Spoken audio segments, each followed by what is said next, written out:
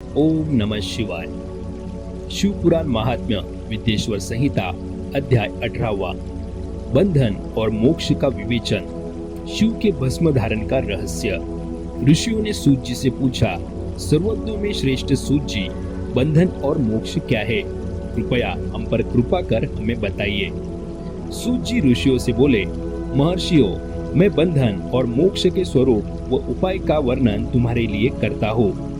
पृथ्वी के 8 बंधनों के कारण ही आत्मा की जीव संज्ञा है, अर्थात बंधनों में बंधा हुआ जीव बद्ध कहलाता है और जो उन बंधनों से छूटा हुआ है उसे मुक्त कहते हैं। प्रकृति, बुद्धि, त्रिगुणात्मक अहंकार और 5 तन्मात्राएं आदि 8 तत्वों के समूह से देह की उत्पत्ति हुई है।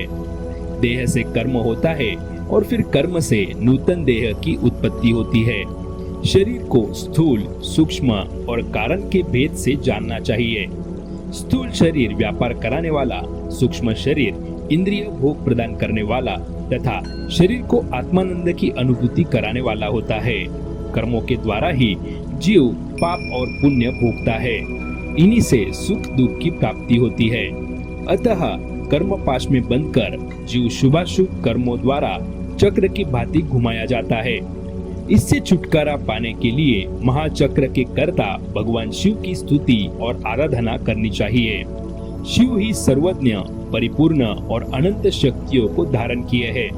जो व्यक्ति मन, वचन, शरीर और धन से बेलिंग या भक्त जनों में शिव भावना करके उनकी पूजा करते हैं, उन पर शिव जी की कृपा अवश्य होती है। शिवलिंग में शिव की प्रतिमा ने शिव भक्त जनों में शिव की भावना करके उनकी प्रसन्नता के लिए पूजा करनी चाहिए। पूजन शरीर, मन, वाणी और धन से कर सकते हैं। भगवान शिव पूजा करने वाले पर विशेष कृपा करते हैं और अपने लोक में निवास का सौभाग्य प्रदान करते हैं। जब तन्मात्राएं वश में हो जाती है, तब जीव जगदम्बा सहित शिव का सामीप्य प्राप्त कर लेता है।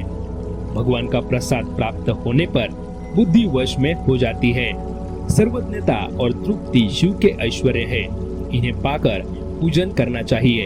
शिव क्रिया, शिव तप, शिव मंत्र जाप, शिव ज्ञान और शिव ध्यान प्रतिदिन प्रातः से रात को सोते समय तक, जन्म से मृत्यु तक करना चाहिए एवं मंत्रों और विभिन्न पुष्पों से शिव की पूजा करनी चाहिए। ऐसा करने से भगवान शिव का लोक प्राप्त होता है।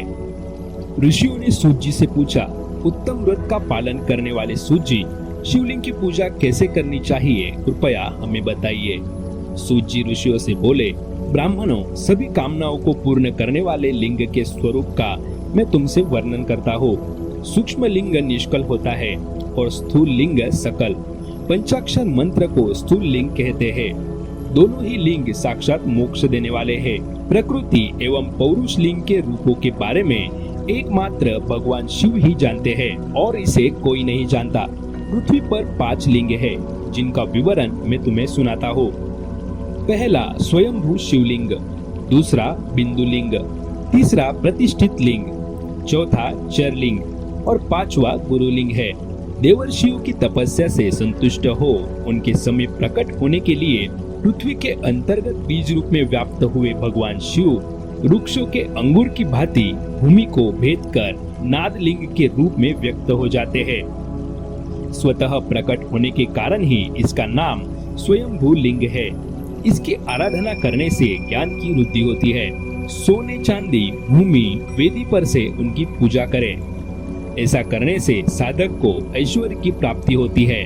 देवताओं और ऋषियों ने आत्म सिद्धि के लिए पौरुष लिंग की स्थापना मंत्रों के उच्चारण द्वारा की है। यही प्रतिष्ठित लिंग कहलाता है। किसी ब्राह्मण अथवा राजा द्वारा मंत्र पूर्वक स्थापित किया गया लिंग भी प्रतिष्ठित लिंग कहलाता है, किंतु वह प्राकृत लिंग है। शक्तिशाली और नित्य होने वाला पौरुष लिंग तथा दुर्बल और अनित्य होने वाला प्राकृत लिंग कहलाता है।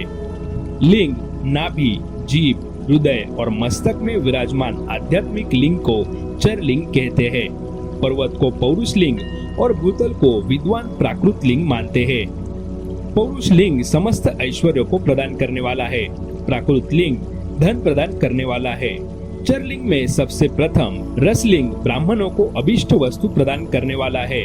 सुवर्ण लिंग वैश्यों को धन, बाणलिंग क्षत्रियों को राज्य, सुंदर लिंग शूद्रों को महाशुद्धि प्रदान करने वाला है। बचपन, जवानी और बुढ़ापे में स्फटिकमय शिवलिंग का पूजन स्त्रियों को समस्त भोग प्रदान करने वाला है। समस्त पूजा कर्म गुरु के सहयोग से करें। इष्ट देव का अभिषेक करने के पश्चात अघानी के चावल की बनी खीर तथा नैवेद्य अर्पण करें। निवृत्त मनुष्य को सूक्ष्म लिंग का पूजन विभूति के द्वारा करना चाहिए। विभूति लोकाग्नि जनित, वेदाग्नि जनित और शिवाग्नि जनित 3 प्रकार की होती है। लोकाग्नि जनित अर्थात लौकिक भस्म को शुद्धि के लिए रखे। मिट्टी, लकड़ी और लोहे के पात्रों की धान्य, तिल, वस्त्र आदि की भस्म से शुद्धि होती है। वेदों से जनित भस्म को वैदिक कर्मों के अंत में धारण करना चाहिए।